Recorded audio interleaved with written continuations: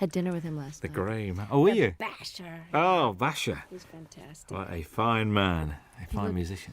They've got a picture of him on the wall of this VH1 studio in Camden Road where we were, and he looked like a lemur, like, because he's just had really light blue eyes, and just the photograph looked like he was holding a guitar, and he just looked like one of those exotic Madagascar lemurs that only come out at night. It was just great. I used to run a little venue in the north of England, which was an old wooden pavilion that was been knocked down now, and we booked this band one night, and they pulled.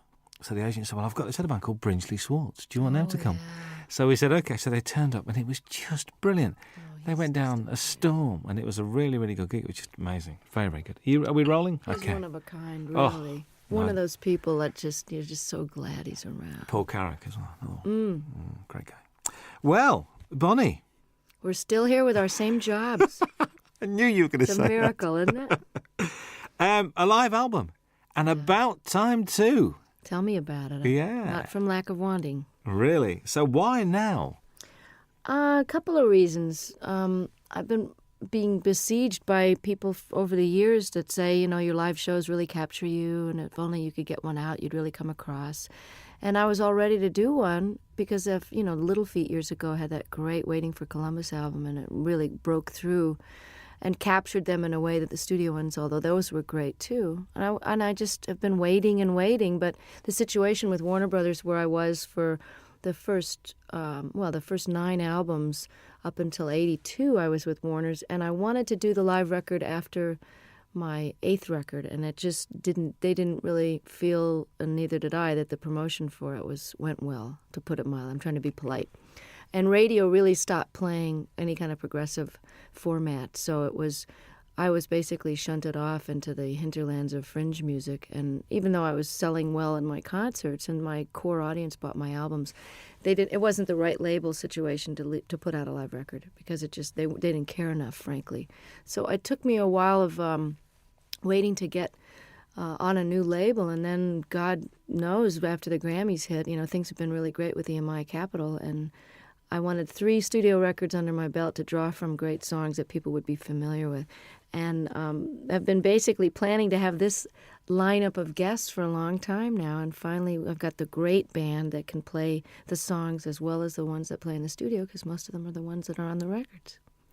Indeed. I can't believe that these friends just happened to be around. There must have been a lot of phone calls going out to get all these guests on this album. Well, you've got to plan because people's schedules are way in advance. I mean, I know what I'm going to be doing 5 years from now almost. So everyone's booked and everybody's got their own album schedules. And Jackson said, I'm going to be recording, but it's if you can film and record in California, I bet you I can fly up for the day. Hornsby had already made room in his schedule for me. And this was planned in March in order to secure the mobile truck. The concert venues go on sale, at least a couple of months before. And, of course, the film crew, we had 9 35-millimeter camera, film for 2 days. So, that's almost $1 million type of proposition just for the film alone to film the 2 nights. And so, yes, it had to be way planned and approved and paid for in advance. But I must admit, the sound of the album is one of the best live recordings I've ever heard. Oh, fantastic. And I'll tell our engineer that because he worked his you-know-what off trying to make it. Because I'm not a big connoisseur of live albums. I mean, I listen to James Taylor's and Peter Gabriel's and of course, Little Feats I play a lot. And I have some live Westwood One radio programs that I've listened to and gotten copies of live performances where I've missed someone's tour. But I really wasn't an audiophile enough to know that it turns out, I've found out from doing interviews, that most live albums get listened to once and put on the shelf. So Ed said, he really wanted to go for, making this the best live-sounding record he's ever heard. And he studied a lot of them about how much echo in the room echo to leave in and how much clapping between songs and how much talking, where there was a lot of deliberation that went in. And, of course, each song is from sometimes a totally different night in a totally different hall. So there's a lot of post-production work that went into this. And it works so well. A couple of things. Vince Gill has described you as the wildest lady he knows. All right, Vince. What do you think about that? I think he's the guy all of us would love to get wild with, actually. He's the nicest star. Well, actually, Brian and Bruce and Jackson, my special guests, are pretty nice, too. In the unneurotic field, you know what I'm saying? Like people that are just folks when you meet them. I don't know if that was your impression, but I know that Vince and I, over the years, I mean, when he was in Pure Prairie League and I was still on Warner's, we ran into each other, and we actually did a duet together when he was first a solo act. We did a song called Let's Do Something Even If It's Wrong. And he and I were both kind of wild. I don't mean that in a biblical sense. I just mean, you know, wild rockers. We didn't get into this line of work because we like to go to bed at 9 o'clock. Well, you don't start till late anyway, do you? You start late. You know what? I get up early when I'm off the road. I like the daytime hours because if you're not up partying at night, there's really no reason to be up past midnight unless you just get into one of those great moments when you can write and you're reflective and everybody else is asleep. But I've started to really like the early morning dawn hours. In London, when there's nobody else around, it's very good. I was in New York last year, and we drove out of the city to. We just drove out for about an hour at about 6, 7 o'clock on a Sunday morning. Nothing in New York. Very strange feeling. I very, bet it was very bizarre. strange. I bet. Very, very weird. Do you think in marriage has given you a different outlook on life? Have you calmed down or not? Or do Michael and you have a sort of a thing, you know?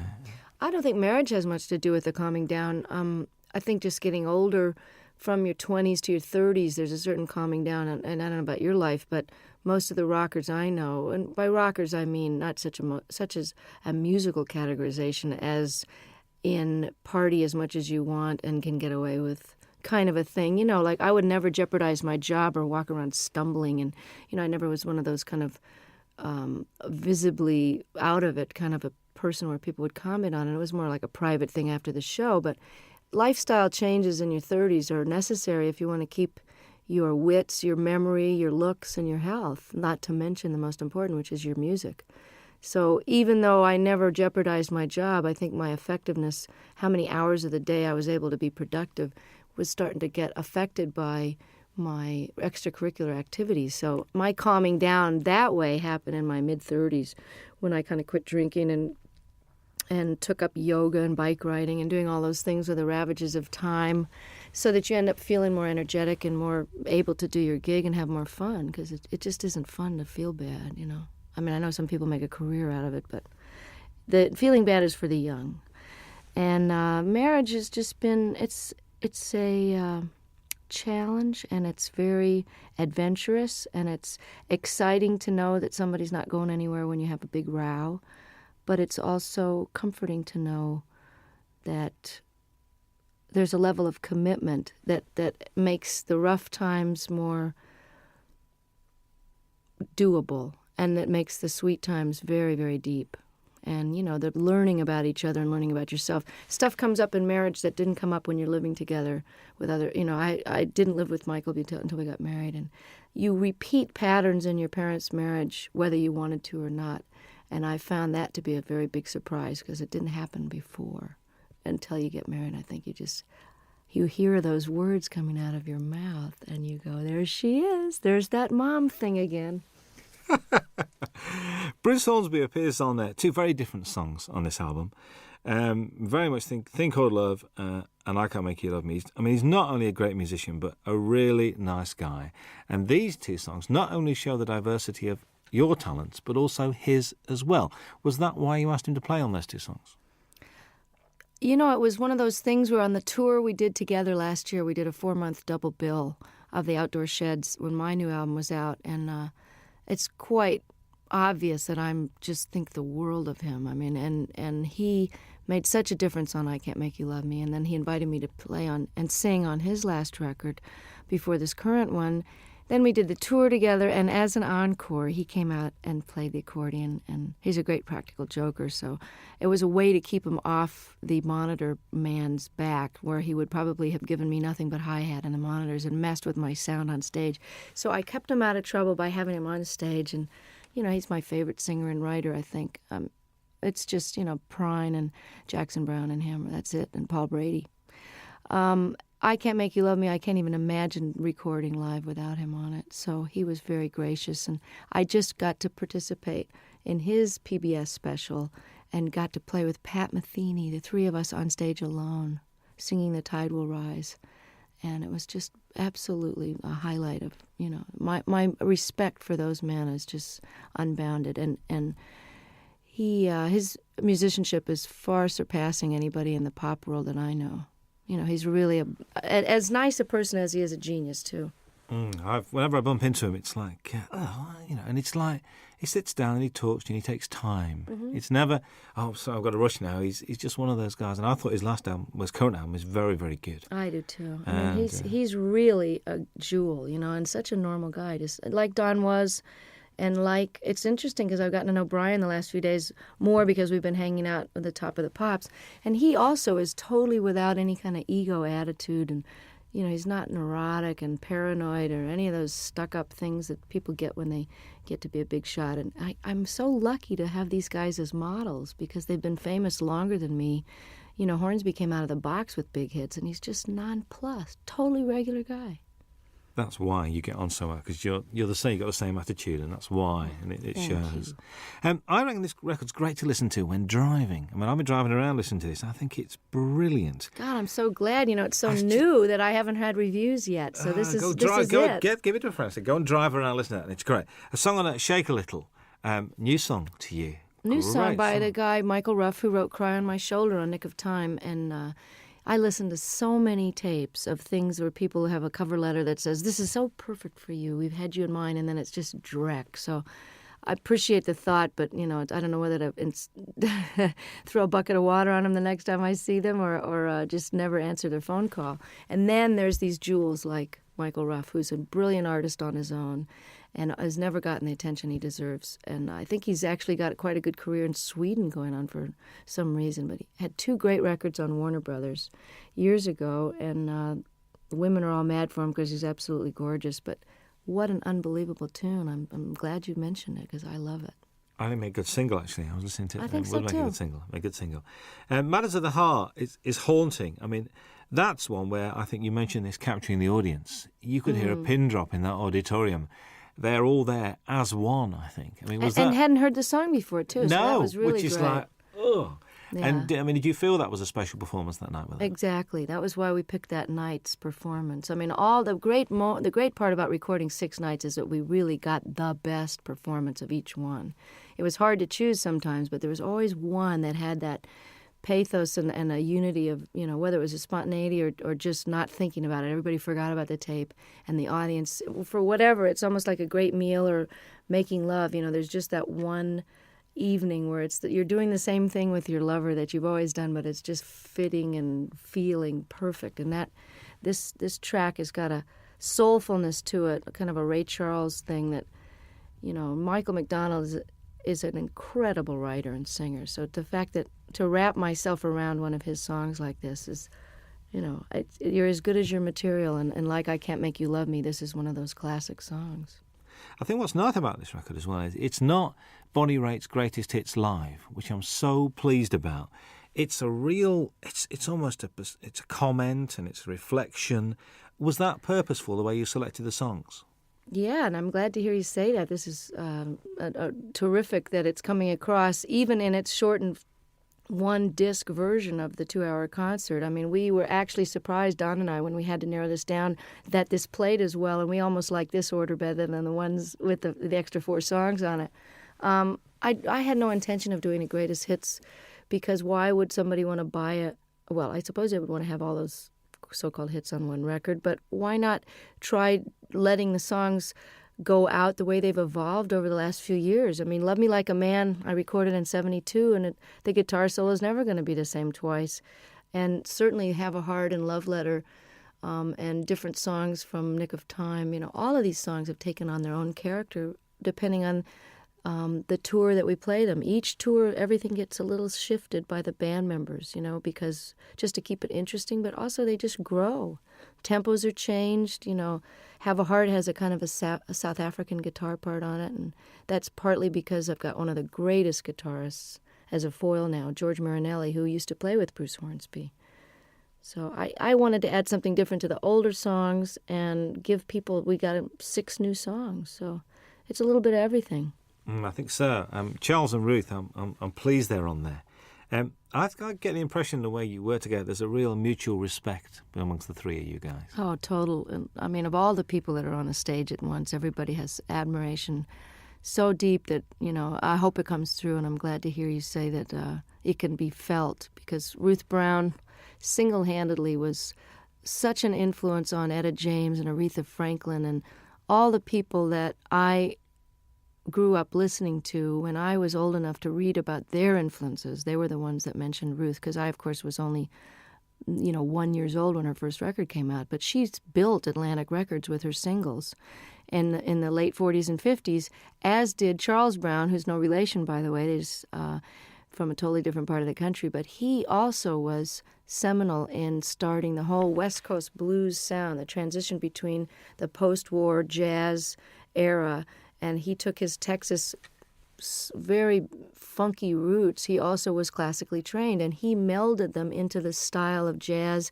with the Art Tatum flavor and the beautiful classical music, to where Nat King Cole became famous based on the music that Charles Brown was doing. And, of course, Ray Charles is a direct descendant, although he doesn't credit Charles, and has never turned around and really helped him, nor has Chuck Berry and some of the other people that really grew up idolizing him. And I always felt it was strange that the great rhythm and blues artists and the white artists of today, who owe such an incredible debt to these pioneers, would not only not put them on the show, or at least throw some money towards the organization out of which they can get some health insurance, since they didn't get any royalties. Because this is the biggest criminal revelation I found out in the last 6 years, is that nobody before 1970 did get royalty participation. And we've just now gotten to the fourth large company to only now, 6 years after the organization was founded, to agree to pay a 10% royalty starting today, for example, as opposed to 30 or 40 years of lost royalties and 10 years of CD sales with no money coming, no health insurance. Every other industry has health insurance and takes care of their own, except ours. So this is a call out to the other artists that are listening and fans to make sure you support the reissues that are paying royalties, and don't buy the bootlegs, and don't sell the records direct. Send the money directly to the artist, believe me, before you rip them off for the third time. Absolutely. That's the Rhythm and Blues Foundation as well we're talking about. Yeah. Good to see blues on this. A fine tribute to Mississippi Frag McDowell. And I remember one night in the middle of winter going to Lancaster University, which is like in the middle of nowhere, because a friend of mine rang me up and said, "We've got to go and see this guy playing." I said, "What's it?" He said, "Mississippi Frag McDowell." I said, "Okay, we'll go." Went along, there was 8 people there.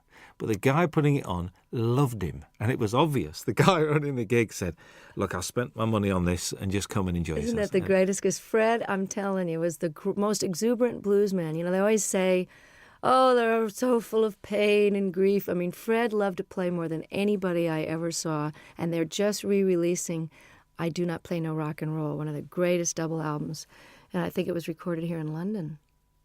I'm not sure if that was the one, or maybe there was just that in concert where he's wearing this Mexican poncho over a bright yellow sharkskin suit with a bolo, string tie, just unbelievable getup, and loved the girls used to just flock around him, these little white American and English girls just bat their eyes at him, and he loved it so much. Just like John Lee Hooker is just rolling around enjoying his success now, Fred was like that, and one of the greatest Delta bluesmen that ever lived.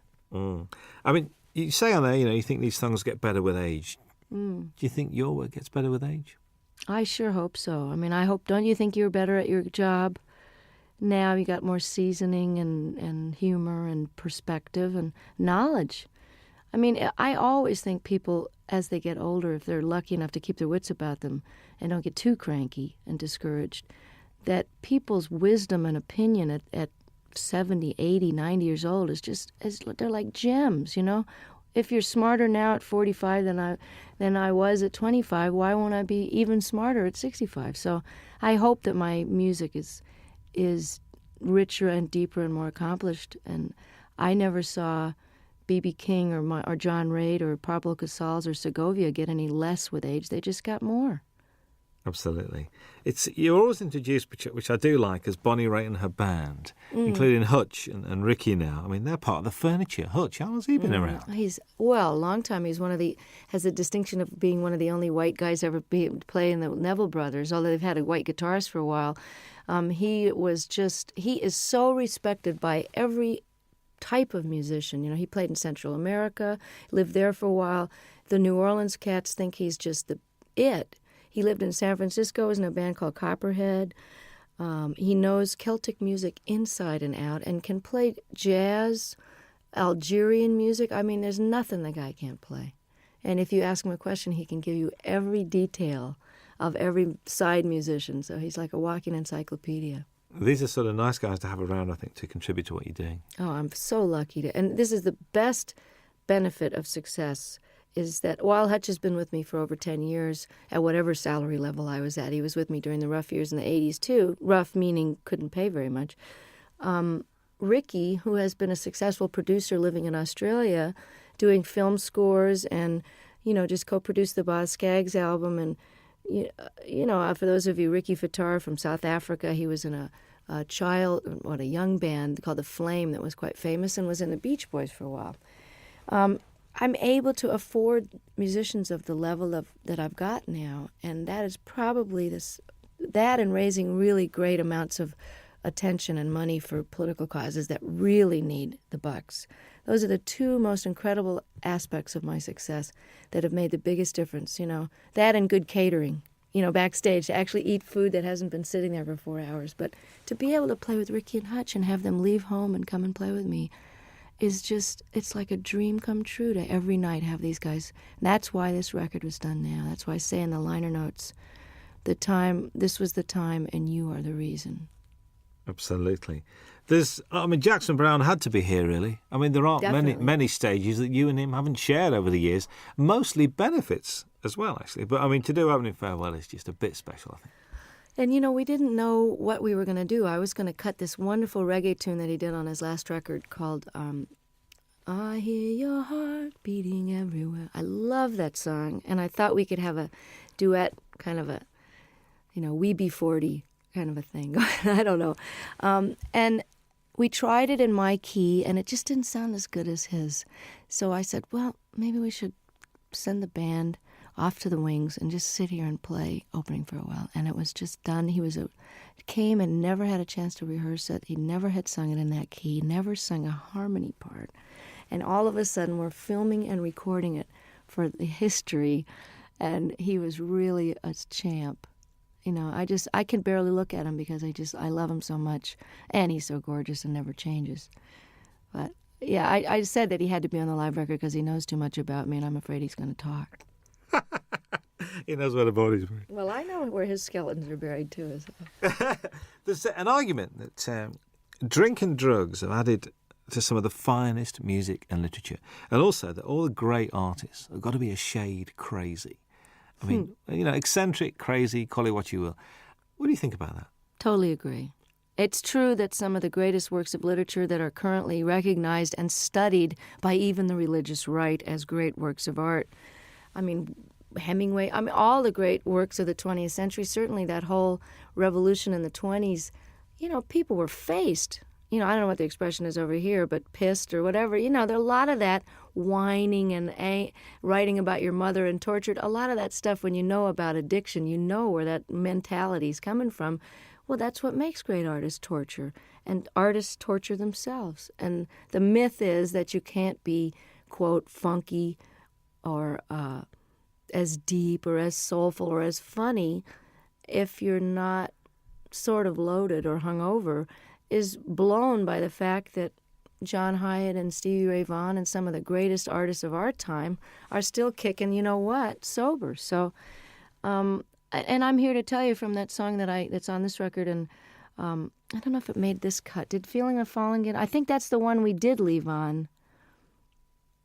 I'm not. Yeah, because I want to let people know that just because you're straight doesn't mean you're not totally miserable and twisted sometimes, and it's out of that angst and misery and longing, which is just part of being alive, which you feel more acutely when you're not anesthetized, that some of the most powerful stuff has come out of my guitar because it's excruciating to be awake.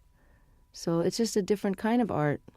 If anybody thinks I'm not miserable, look again, and sometimes it's a lot easier to just toss a few back and forget about it, It's trying to be awake all the time that'll get you some good blues tunes. Most definitely. The old tortured theory goes out the window there. And there's this song with Bryan Adams. I mean, what's the story behind this? Did you call him or did he call you? Or if someone was to say to me, okay, you got a new album coming up, and, you've been on the road with Longing in Their Hearts, and you have this ballad here, and you found this Michael Ruff song, but you know what I'm really missing as a rocker? I just wish somebody that I really love would call me up. And, it was like the universe answered my prayer, and I get this phone call from Brian, who I haven't heard from for a few years, and he says, I wrote you this song with this woman, Gretchen Peterson. I hope you like it. It's on the way. I listened to it. It's like tailor-made, great lyrics, a tried and true topic, but done set in a very clever way. You need a rock, not a Rolling Stone. Simple, straight-ahead rocker. And then on top of it, his album was postponed, so as we got closer to the live recording, I went, oh, it would be really great, as if he could sing this with me. And he did. He said, I'm coming. I just can't believe it. It's like for all the blues people that I helped and all the obscure songwriters I've done songs and talked about over the years, to have somebody like him who is really huge over here in Europe where I can't get arrested really. And, for him, he'll be doing for me what I'm doing for Ruth and Charles. So without any compromise and just pure admiration and love, and just love the guy's work so much, and I love him. And here I am getting to have this handed to me, like Eric and Elton saying, hey, you want to be more known in Europe? We love you. Come on to the Wembley show. That's the payback, is that it all goes around in a big circle, and then I get more well-known, and I can bring Charles Brown over to Europe. So that's the way it works, Oh, that'd be very pleasant, actually. Very nice indeed. There's 3 songs that run together. There's Longing in Their Hearts, Love Sneaking Up on You, and Talking Heads, a storming version of that. All right. Were they the same night? Because they just run together. I think they are the same night, actually. But they were pretty slamming all. Sometimes we do Come to Me in the Middle, which we didn't have room for on the record. But again, you can get it on import probably. I always thought of doing Burning Down the House since I first got the idea. I've always wanted to cut the song, but I had no idea whether we would do it on this record or whatever. I didn't know if it would make the record. It was just one of those sound check into the last encore of the night. And, by the time you're at the encore point, your fans are so nuts. You can basically play Rachmaninoff's symphonies and get away with it with a reggae beat. But I love Talking Heads. I love this song. Always heard it with slide guitar. And it's very similar in the clavinet part to Love Sneaking Up on You. So I had them as a segue, like half of Burning Down the House into Love Sneaking Up on You. And about 3 gigs into the tour, all the reviews were mentioning, and the audience was jumping up and standing. They were mentioning Burning Down the House. So Don suggested, he said, hey, why don't you just finish the song and flip the order and stick it on there and we'll put it on the record. And I said, no, nobody's going to go for that. And hey, I like it. Listen, it works really, really well. Kim Wilson guests on the album as well. When the Fabulous Thunderbirds are one of the best-kept secrets in Europe, like yourself. Well, that's why I plan to change it. I mean, I'm really glad that by doing a record with Delbert on Luck of the Draw, that 5 million people have that album and now know who Delbert McClinton are, as if anybody's been asleep in a closet and doesn't know. The other great white singer of rhythm and blues is Kim Wilson, and one of the greatest living harmonica players. And Kim and I have been talking about doing this song and performing it together for years, since they first wrote it on a record tastefully entitled Butt Rockin', which I'd love to hear him explain that to his folks. Oh, son, what's the name of your new album? Well, Mom, we decided to call it, So if I can get Kim more exposure in parts in the, for the moment that I'm in the sun here, and just let people know how brilliant this guy is, I'll be able to die happy, because he is just incredible. You know what? Listening to this record, I do have a problem, because I'm not now going to be able to say to people, you mean you don't know who Bonnie Raitt is? This is causing me a bit of disturbance here, because it looks like the single's going to work, and if the album works, you've knackered a lot of the things that you know how Bonnie Raitt is, and they go, who's that lady who sang that song. You See, know. I'm enjoying coming over here and still being a cult artist. And that, now I'm getting all letters from the people in the States going, you were mine for 20 years. And now I really resent the fact that everybody knows who you are and they're playing you in the supermarkets. But I wrote the guy back. I said, hey, 20 years in small theaters. Can't you cut me some slack? I get to have Ricky Fataar in the band and Hutch. Let me have a moment in the sun here. And while these rhythm and blues artists are still around, and while Kim deserves to be heard, let me show the rest of America about these guys. And I feel the same way about Europe. But if I'm a cult artist over here for a while longer, it would just be very nostalgic for me. I think so. It was a joy last time to walk into the Palace Theatre in Manchester and see it sold out. Wasn't that exciting? Joy. I'm inching my way to notoriety over here. And, I'm really thrilled that this record, that you think it's great, because I'm so proud of it. I mean, it took me a long time to get these songs together, and I took a lot of care in the mixing of it and the choosing of them. And I think if you're coming into me new, that you'll be able to get a good glimpse of what it was like before and some of the blues stuff. And, I don't think anybody should be determined by their latest single. So, I'm not a singles artist. So if you've never heard of me and you hear the Bryan Adams track and you like it, check out the rest of it, because there's a lot of good people on there that deserve to be heard while they're still able to play. I think so. I think how anyone cannot be moved by Jackson Browne's version of Stay, I will never know. And I just sang on his new record. It's just fantastic. Oh, there's a bit of to and froing, because you're on John Hyatt's record as well. Yeah, I know. Well, that's how it works. We all love each other, and, I'm so thrilled that they want me to come and play and sing on their record. There's a great band out of New Orleans called the Subdudes, and I'm on their new record, and it's a fantastic record. Support act on the tour, actually. Oh, that's right. If you got there early, That's right. They were over here in England. It's true. That's right with you. How's the songwriting going? I mean, we've been progressing. We've had like 3, 4. We're getting there. I'm inching up there in the quantity. But one of the reasons I'm taking a hiatus is because I haven't stopped working either on the Rhythm and Blues Foundation or the different benefits that I've done and organized. My own touring schedule, making up for all these years I didn't tour outside the United States. I haven't had any time to write, so it's time to go live a little bit so I've got something to write about. Because honestly, writing about the catering in my room in the hotel is not going to make it for a topic. And getting any more personal than I did on the last record would be a challenge, because I'm just going to have to figure out and take a break so that it's done from inspiration and not out of obligation. So does this mean that, I know because you're not a winter person, so come sort of spring, are you going to be treading these shores? I'm hoping to have the first break from touring in 25 years after this live record. I was doing this now, and I did a record with my dad, and it's out on Angel Records with a 42-piece orchestra. We did 3 songs together. It was just great fun. And I feel like I've done my bit with Charles and Ruth and Kim and done my major opus here. And it's time to take some time for me, because if you don't fill up and take some time off, there really isn't anything else to say. And I honestly don't think I'm going to be touring this next year unless for some ungodly reason, or perhaps truly godly reason, this record with Bryan and this record takes off in Europe. And then I'll be a brand new artist and come over and show people where it's really at. A brand new artist again? Yeah.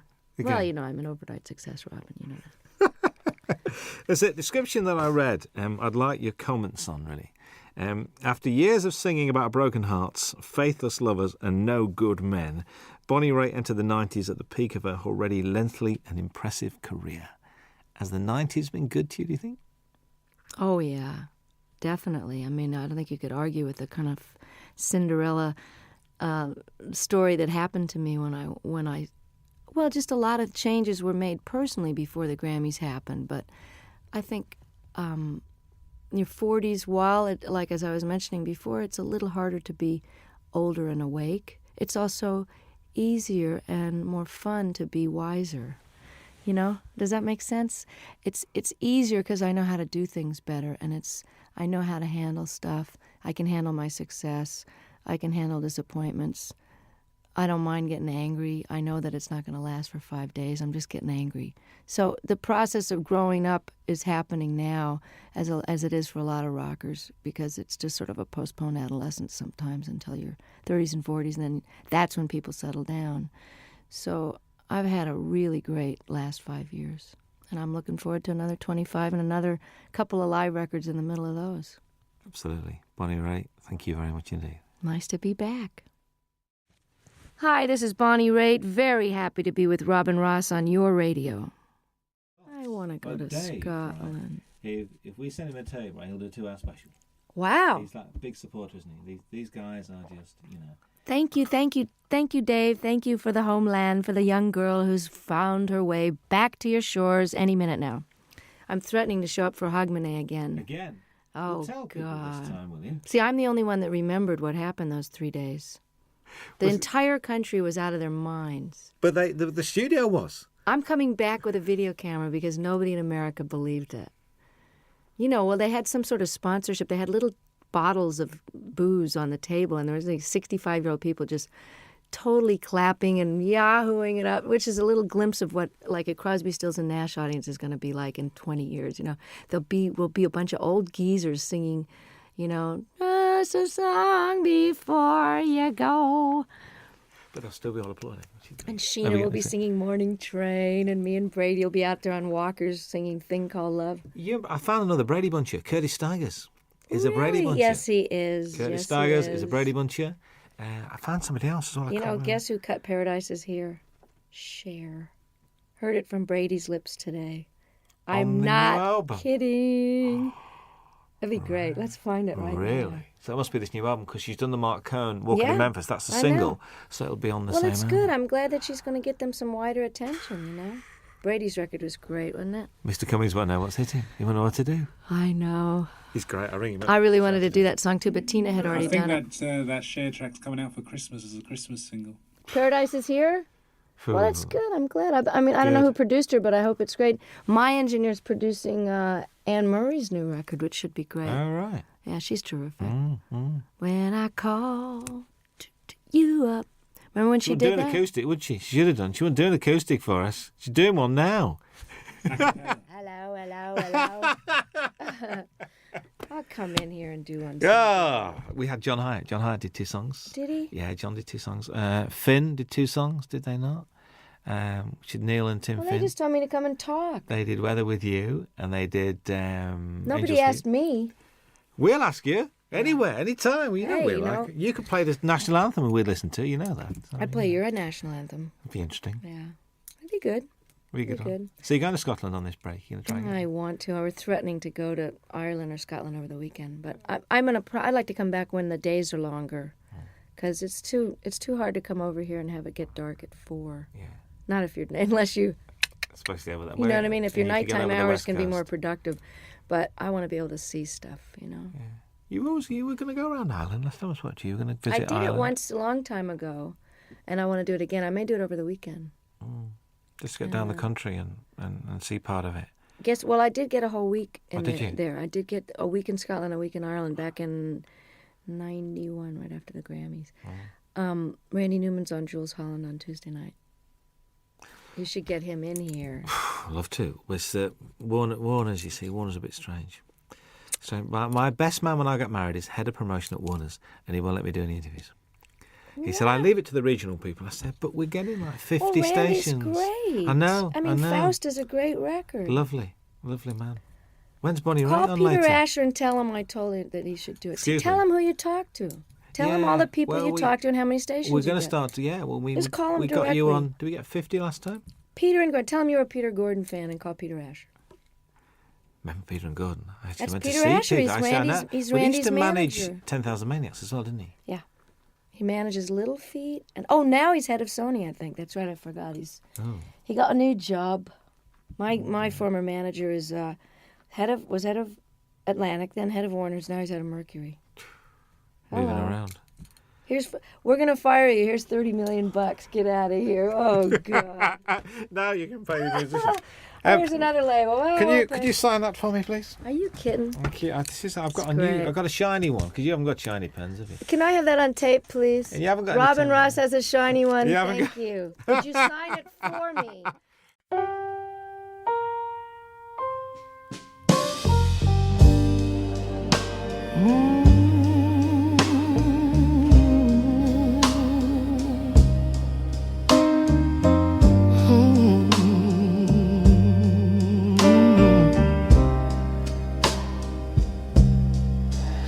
bar is closing, lights burn low. Your shadow's gone, but I still know your whiskey glass still warms my hand, like you never left this lonely stand. Every note the piano plays feels like calling out your name.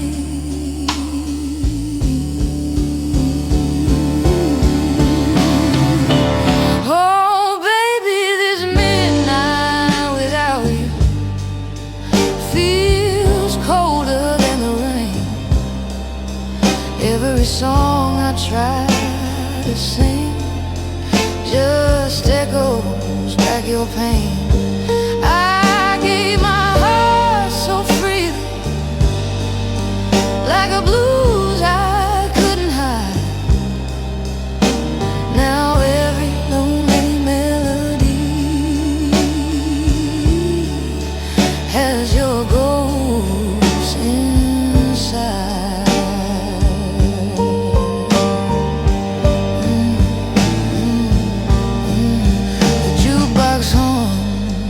Broken tune, just like my heart beneath the moon. Your memory walks these floors tonight, in every dim and fading light. Oh baby, this midnight without you feels colder than the rain. Every song I try to sing just echoes back your pain. I gave my heart so freely, like a blues I couldn't hide. Now every lonely melody has your ghost inside.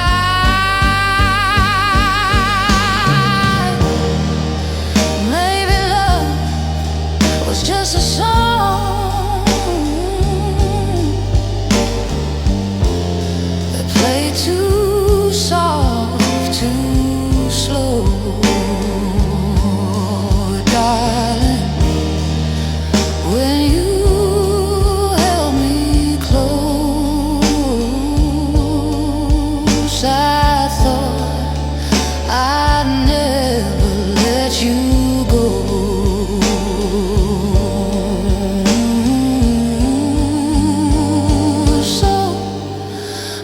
Keep singing through the night till morning breaks the blue. 'Cause every blues I'll ever sing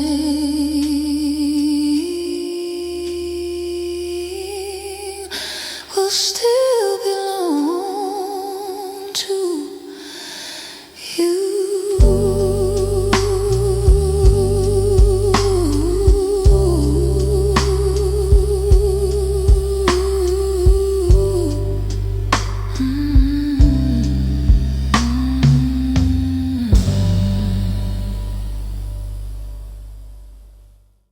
Ain't no use to sit and wonder why, babe, if you don't know by now. Ain't no use to sit and wonder why, it'll never do somehow. Oh, when your rooster crows out the break of dawn, look out your window and oh, I'll be gone. Oh, and you're the reason I'm traveling on. Don't think twice, it's alright.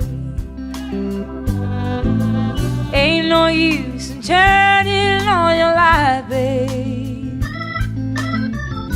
the light I never knowed. Oh, now it ain't no use in turning on your light. I'm on the dark side of the road.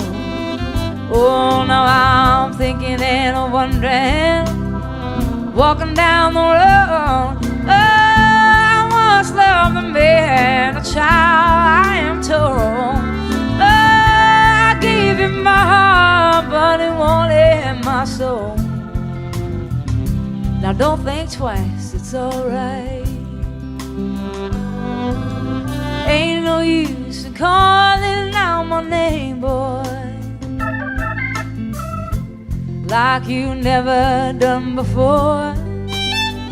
Oh, now it ain't no use in calling out my name now. I can't hear anymore.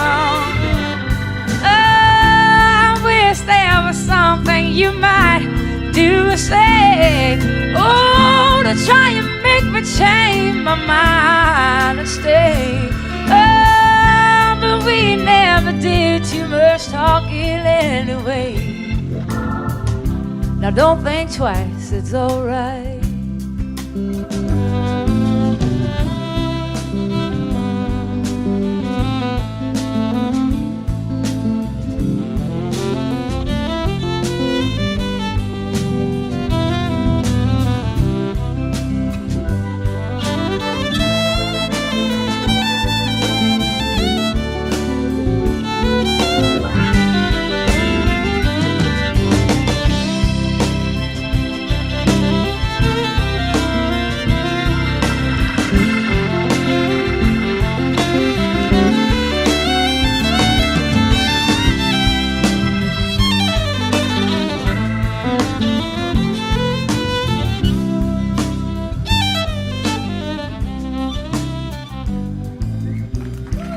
So long, honey, baby. Where I'm bound, I can't tell. Oh, my goodbye's too good a word now. So I'll just say farewell. And I ain't saying that you treated me unkind. Oh, you could have done better for love. I should have known mine. Oh, you just kind of wasted all my precious time. Now don't think twice, it's alright. Oh, you just kind of wasted all my precious time. Don't think twice, it's alright.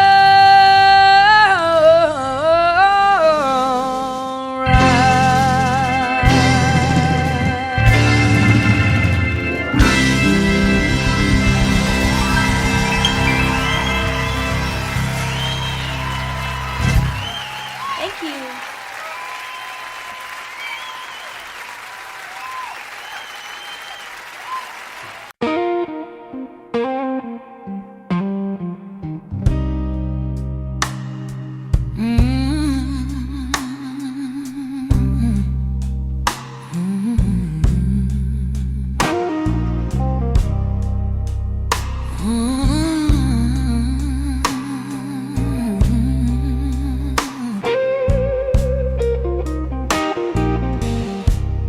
That bass keeps rolling through the night,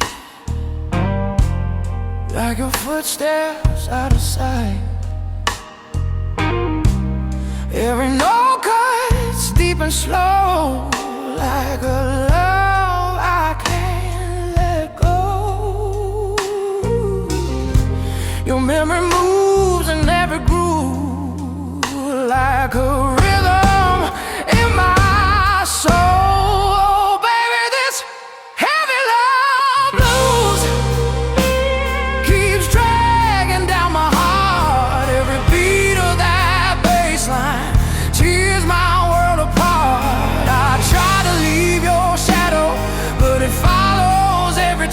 Now my lonely heart keeps dancing to this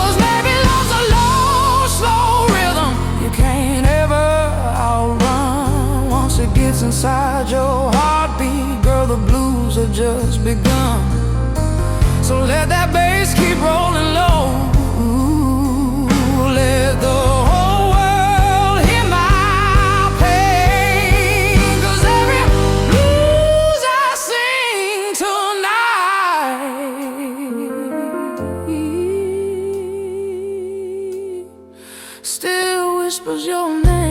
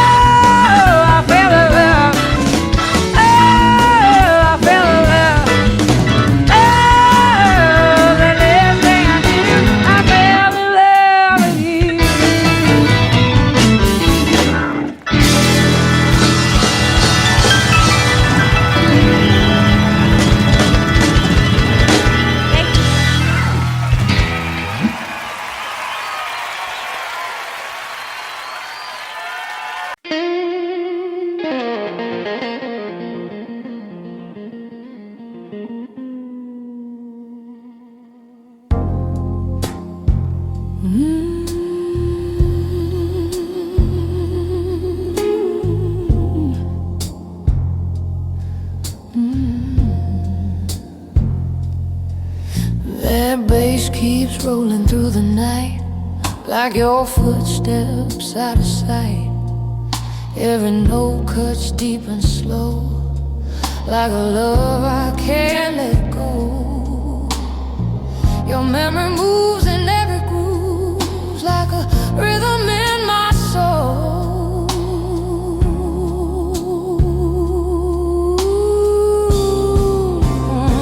Oh baby, this heavy love blue keeps dragging down my heart. Every beat of that bass line tears my world apart. I try to leave your shadow, but it follows every tune. Now my lonely heart keeps dancing to this midnight bassy blues.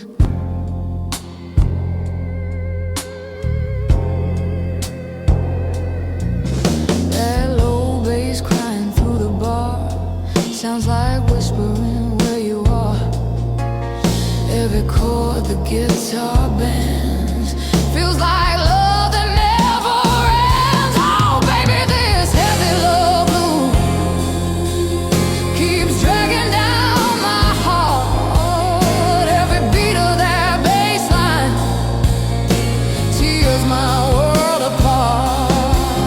I try to leave your shadow, but it follows every tune. Now my lonely heart keeps dancing to this midnight bassy blues.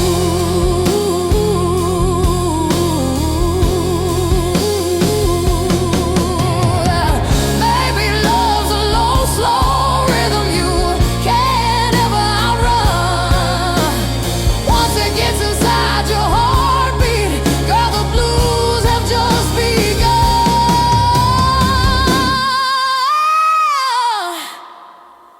So let that bass keep rolling low. Let the whole world hear my pain. 'Cause every blues I sing tonight still whispers your name.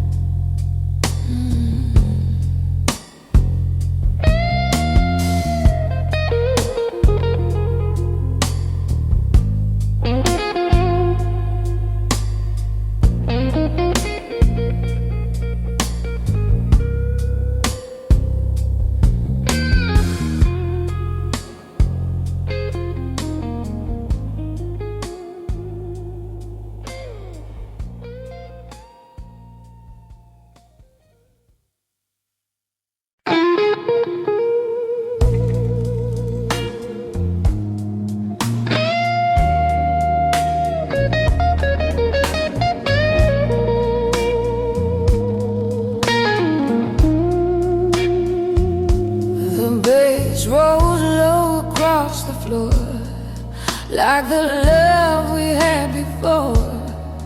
Every step I take tonight echoes in the neon light. Your memory's a rhythm slow, playing where I go.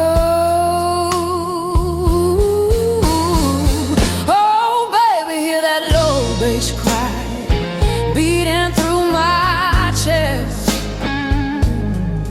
Every note reminds me you were my best. Now the night keeps spinning like an old blues tune, and my heart keeps falling into your bassy moon.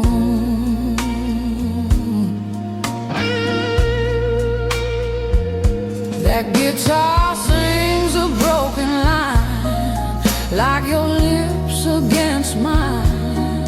Every chord the piano plays pulls me back to yesterday. Oh baby, hear that low bass cry beating through my chest.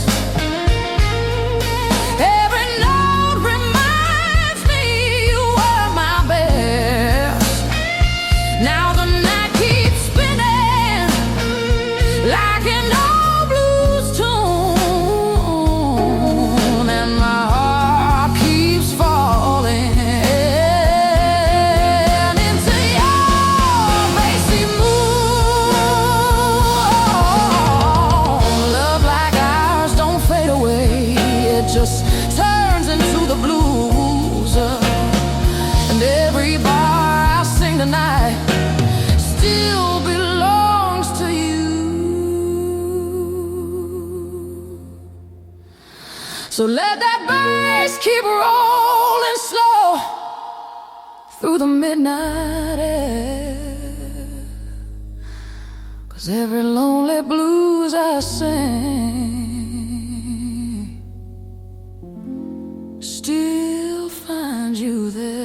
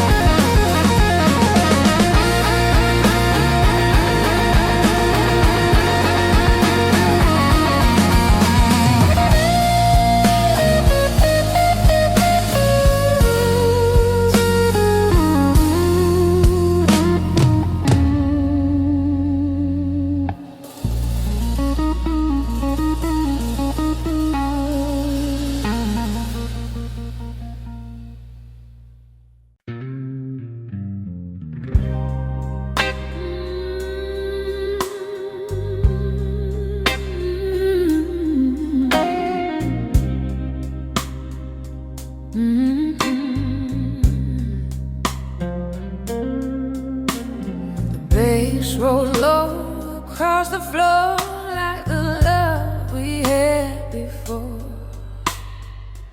Every step I take tonight echoes in the neon light. Your memory's a rhythm slow, playing where I go. Oh, baby, hear that low bass cry beating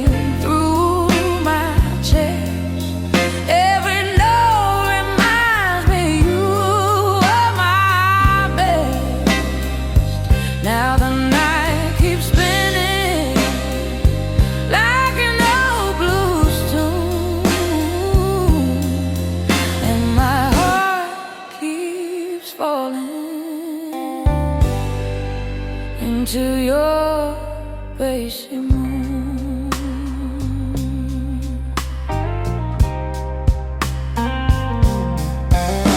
The guitar sings a broken line like your lips against mine. Every chord the piano plays pulls me back to yesterday.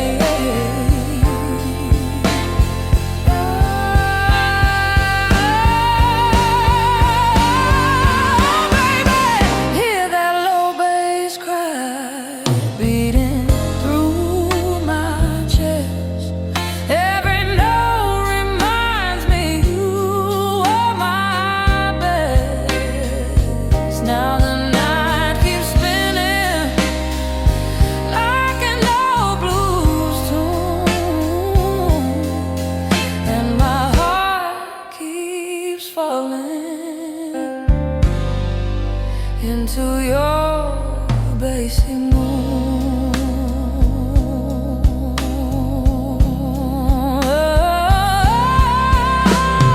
Love like ours don't fade away.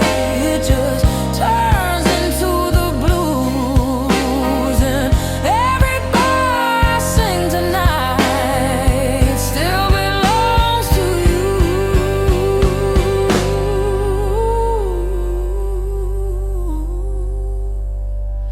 So let that bass keep rolling slow through the midnight air, 'cause every lonely blues I sing still finds you there.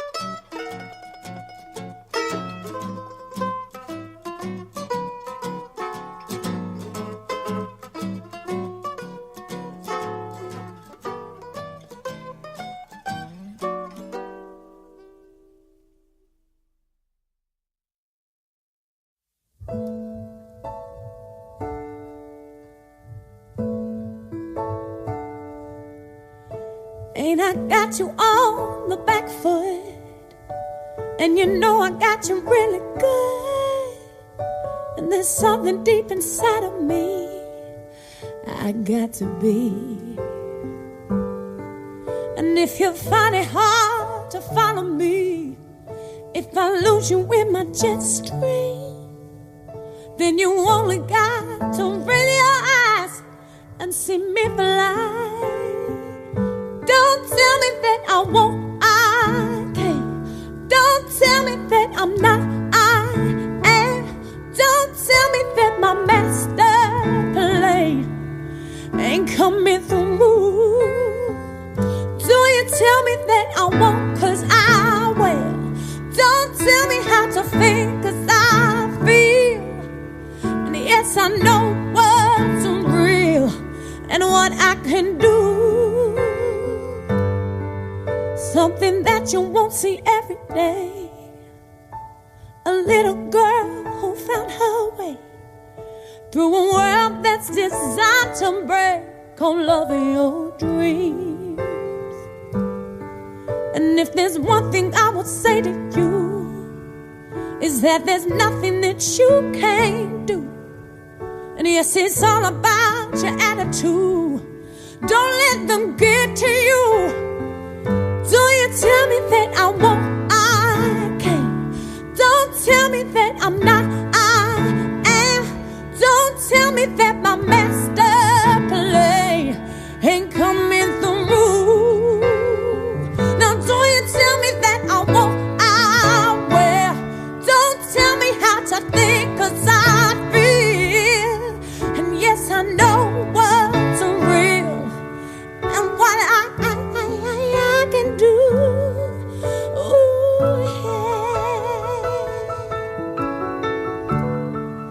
Ooh, hey. Oh, don't you tell me nothing, no.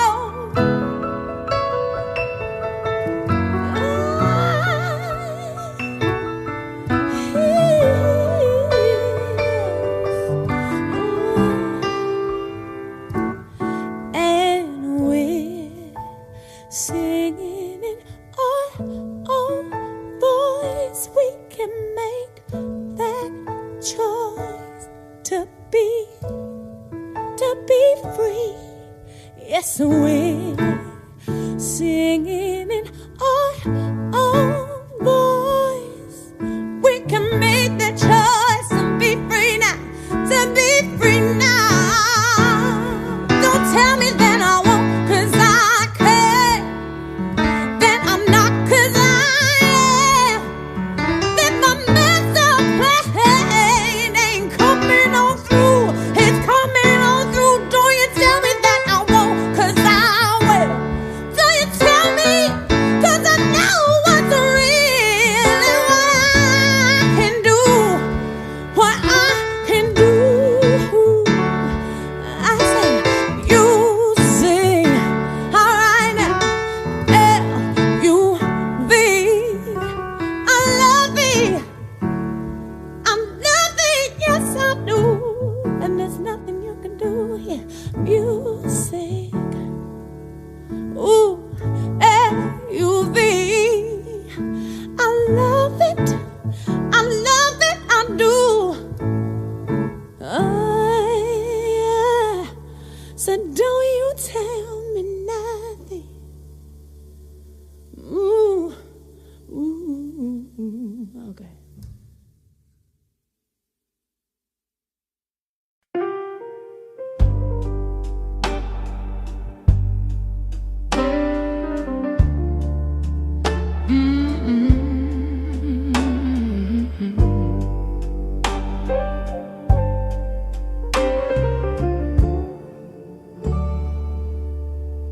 The bar is closing, lights burn low. Your shadow's gone, but I still know your whiskey glass still warms my hand. like you never left this lonely stand. Every note the piano plays feels like calling out your name. Oh, baby, this midnight without you feels colder than the rain. Every song I try to sing just echoes back your pain. Oh, I gave my heart so freely, like a blues I couldn't hide. Now every lonely melody has your ghost inside.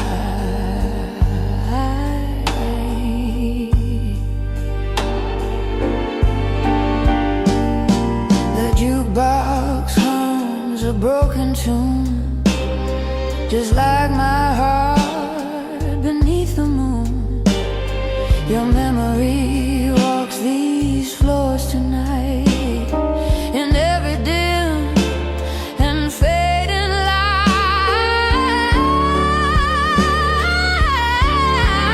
Baby, this midnight without you feels colder than the rain. Every song I try to sing just echoes back your pain. Oh, I gave my heart so freely, like a blues I couldn't hide. Now every lonely melody has your ghost inside.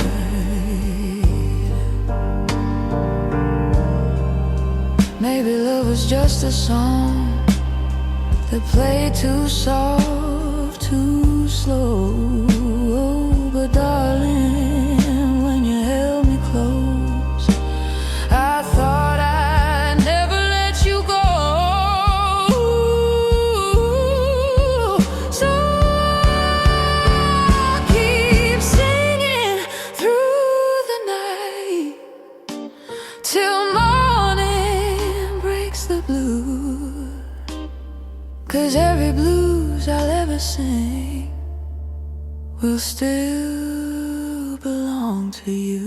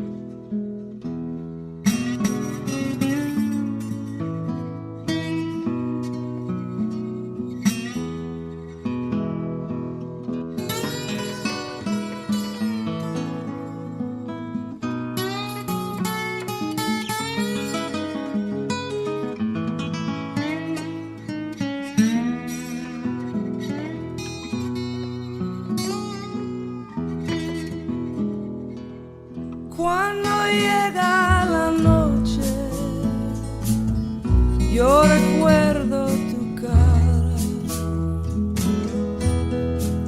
y en las olas del mar siento tu voz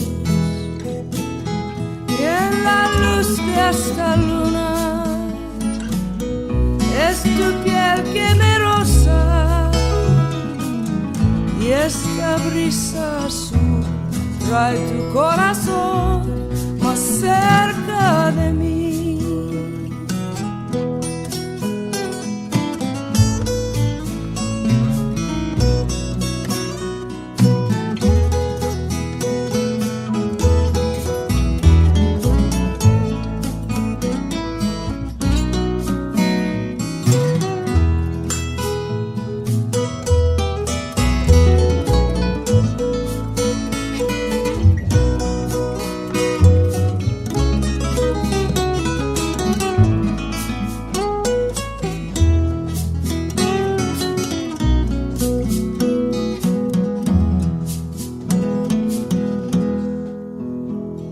the years with this ache in my heart, and the blindness that keeps us apart, and the wings of this breeze are soon will sing me to you.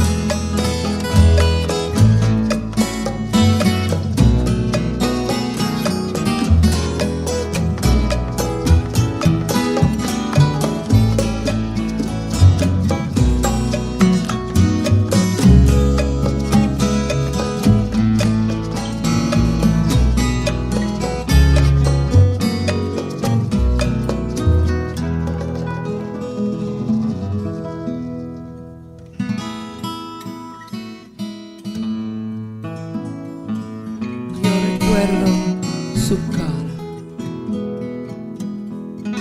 y en las olas del mar yo siento tu voz y la luz de esta luna es tu piel generosa y este brisa azul trae tu corazón más cerca de mí. Esta brisa azul trae tu corazón más cerca de mí.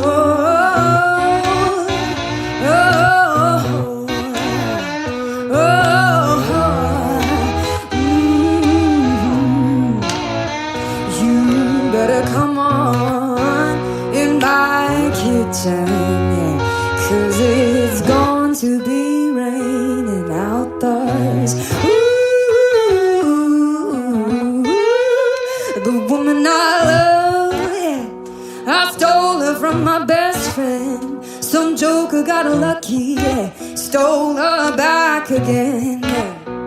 You better come on in my kitchen, hey, 'cause it's going to be raining outdoors. Ooh, the woman I love, yeah, I stole her from my best friend. That joker got lucky, yeah, and stole her back again. Hey, you better come on in my kitchen, 'cause it's gone